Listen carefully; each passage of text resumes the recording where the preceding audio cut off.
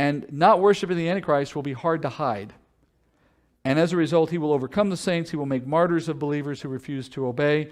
The rest of the world will fall in line and worship the beast as their God. And if you notice in verse 8, it says, everyone on the earth who was not recorded in the Lamb's book of life from the foundations of the earth will worship the beast.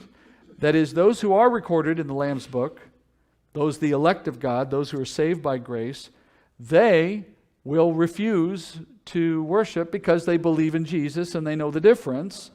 But consider what that verse is indicating. If someone begins to worship the beast at this point, they will never be saved. Finally, the false prophet enforces the command to worship the Christ by saying, if you don't, you die. And then he adds another requirement. You've got to take a mark that proves that you have worshipped and are worshiping the beast. And to incentivize you taking this mark, you're going to die if you don't. And if you somehow evade us killing you, you won't be able to find anyone who will sell or buy from you because they'll see you without the mark, and that was not allowed. So it forces you underground without food, which is effectively going to kill you as well. Now, the mark is similar in the sense to what we saw in chapter 7. God sealed or marked 144,000 Jewish men as he sent them out into ministry. He gave them the seal of the living God, we were told. Now here again, Satan, he's never had an original thought in his entire existence. So he is the great counterfeiter. He just mimics everything God does. So he says, you give your people a mark, I'll give my people a mark. And he gives them this mark, which allows them to buy and sell. And if they don't take it, they're killed. Later in Revelation 20, we find out that the way they're killed is by beheading. And this further confirms that after mid-trib, there's no more hiding or equivocating. I'm agnostic. No, there's no more of that.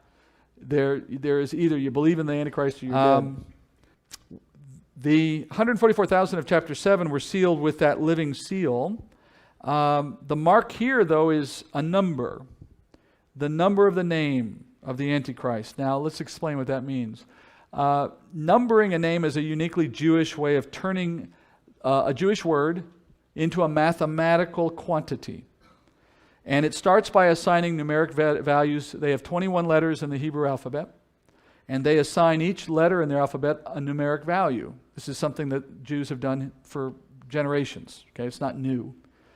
They assign them this way. The first 10 are numbered that way. The next 10 are numbered that way. And then the final 3 are numbered that way. Okay? And of course, if you take a name in Hebrew and you add up the numbers of each of the letters in that name, you arrive at a single value. For example, let's add up Yeshua Mashiach, which is in English, Jesus the Messiah.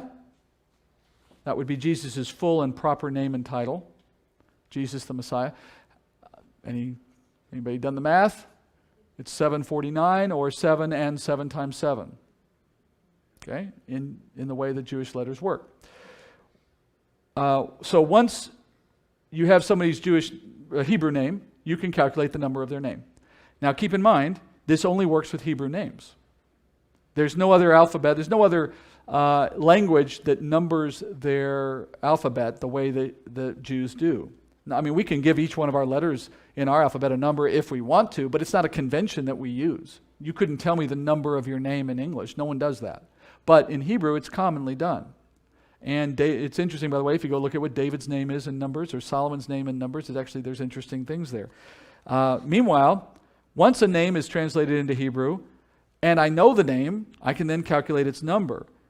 John says, when you do that for this man, the beast, and you calculate the false prophet is telling everyone you have to get the mark of the Antichrist.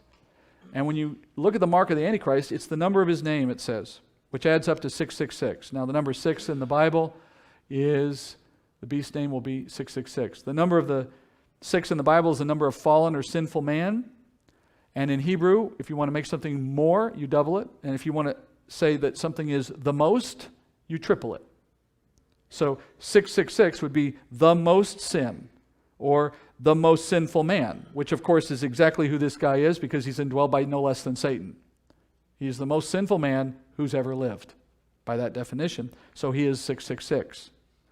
Now, only the world that is alive at mid-tribulation will be able to perform this calculation and confirm the identity of the Antichrist, because statistically, many, many different Jewish names could add up to the number 666. Almost an infinite number of variations could arrive at that total.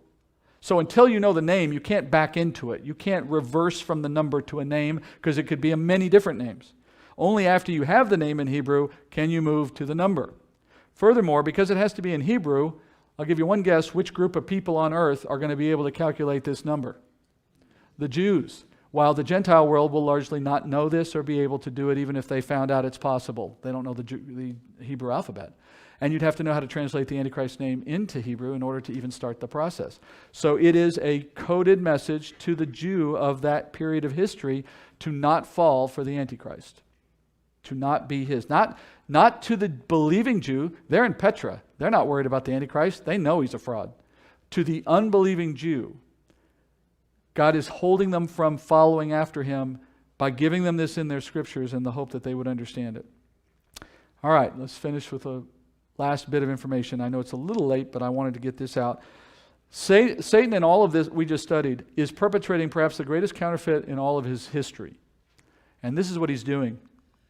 First, we have a dragon, Satan, acting as God of the world, the unseen power behind everything.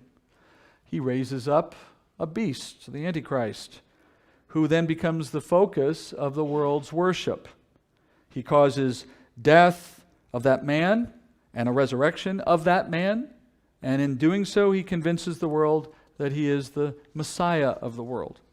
And then he raises up a second man to display supernatural wonders and create signs and otherwise, and leads the world in worship of the Antichrist. Moreover, this false prophet also gives a mark to all those who worship that Antichrist. Do you see a pattern there? Let me compare it to something else you know well, and you'll see it clearly if you don't already. You have the Father, who is the invisible God above all, and Christ, his Son, who he put to death and then raised up after the third day, and now all worship is to be directed to the Son. And then we have the Holy Spirit, whose role is to lead the world in worship of Jesus, and he marks believers by indwelling us.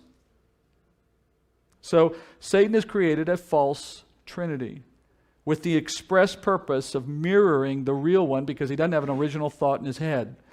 Everything he does is an imitation. Everything he does is a lie. And by definition, a lie is not original. A lie is the truth changed. A lie is a distortion of something that exists. So the Holy Spirit is being imitated by the false prophet, Christ imitated by the Antichrist, and the invisible Father behind it all who's orchestrating this is Satan himself. Satan has always wanted to be God, and he's constructing a little world for himself in which he has that for a time.